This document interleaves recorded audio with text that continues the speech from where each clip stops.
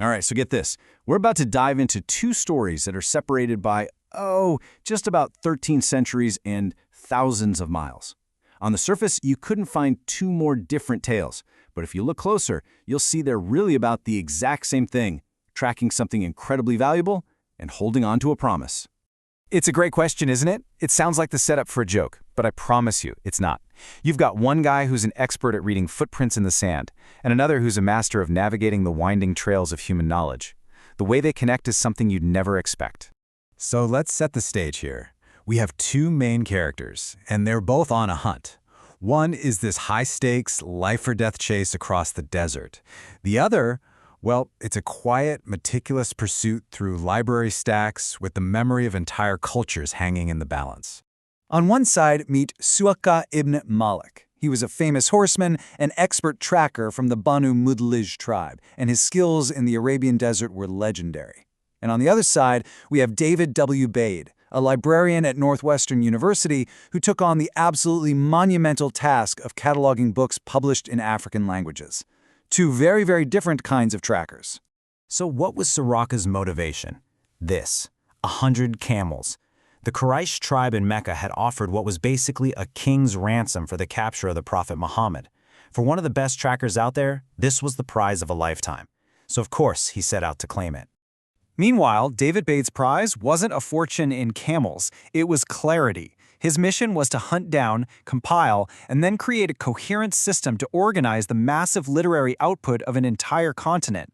This catalog, you see, it wasn't just a list of books. It was a map to the stories, the histories, and the knowledge of hundreds of different peoples. But, no great pursuit is ever a walk in the park.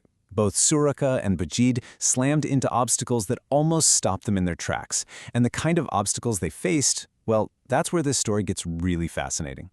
Just try to imagine this. Suraqa, an expert rider on his best horse, is closing in on his quarry. And then, bam! His horse's front legs just sink into the solid ground like it's quicksand.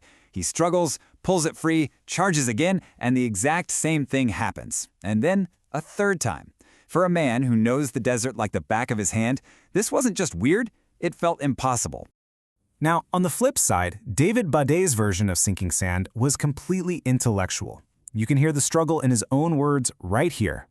He was trying to catalog a language, without truly understanding its core mechanics, its tones.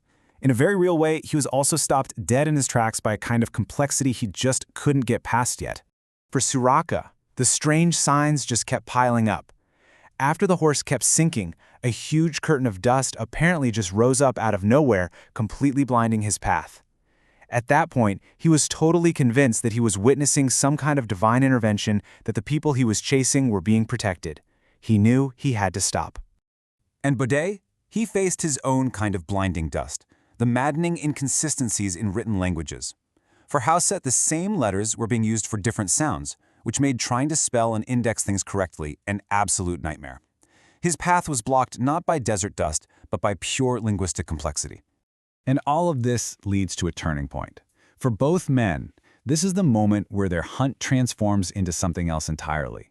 The chase is over, and a new kind of promise begins. And just like that, the hunt ends. Suraqa completely gives up. The hunter becomes the one asking for help. He calls out for peace and asks the prophet for a written pledge of safety, some kind of guarantee for his future. He realized he was part of something much, much bigger than a simple bounty hunt. So in this incredible moment, he doesn't just get a pledge of safety, he gets one of the most unbelievable prophecies you'll ever hear. The Prophet Muhammad looks at him and asks him this question. Now you have to understand, Kisra was the emperor of Persia, the single greatest superpower of that era. Suraqa's reaction, as you can imagine, was just pure shock. Kisra, son of Hormuz? It was like telling some random guy on the street today that he'd one day wear the crown jewels of the British Empire. The idea was just absurd. But the promise was made. Bade's encounter wasn't with a person, it was with the problem itself. And his breakthrough was the creation of a system. This table of contents, this is his version of the prophecy. It's a blueprint that promises to bring order to chaos. It's a pledge that all that scattered knowledge could finally be tracked, found, and understood. Making a promise is one thing, but seeing it through, that's something else entirely. And in this final chapter, we're going to see how both of these incredible pledges actually came true, decades after they were made. So let's just track the timeline here. The prophecy is made to Suraqa around the year 622. Years pass. The prophet himself passes away. But then, about 20 years later, under the leadership of the second caliph, Umar ibn al-Khattab, the Muslim armies conquered the mighty Persian Empire. And with that victory, the spoils of war start flooding back to the capital, Medina. And among all that treasure are the crown, the royal robes, and yes, the legendary jewel-encrusted bracelets of the fallen emperor Kisra.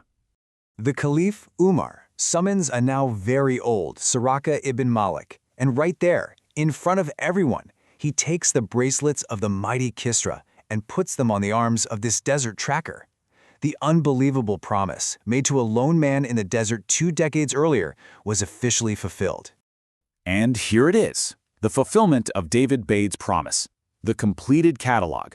Thousands upon thousands of entries, all meticulously organized. Tracking stories and knowledge and languages from Acholi to Bafu to Bambara, his system worked. The promise of accessible knowledge made to scholars for generations to come was kept. So, what does all this mean? What do these two fulfilled promises, separated by so much time, really tell us? Well, I think it all comes down to the incredible power of the written word to track a truth across time. I mean, think about it. On one hand, you have a prophecy, probably scratched onto a piece of bone or leather, and its truth is carried forward by memory and by faith. On the other hand, you have a scholarly catalog, and its truth is carried forward by libraries and universities. They're both records, and they both track a promise from the moment it was made to the moment it was fulfilled. As Caliph Umar put those bracelets on Suraqa's arms, he said these words. They just perfectly capture the sheer scale of what was happening. He was just in awe that the symbols of power from the most powerful man on earth were now on the arms of a simple Bedouin tribesman. It was proof of a promise kept against all possible odds. And that really leaves us with one final thought, doesn't it? Both of these stories show the incredible power of writing something down, of recording a truth and just trusting that it will find its way into the future. Whether it's on a piece of bone or in a digital database, the goal is the same. So it makes you wonder, what are the crucial stories we're tracking today? And what systems are we building to make sure that they can still be found by the generations of tomorrow?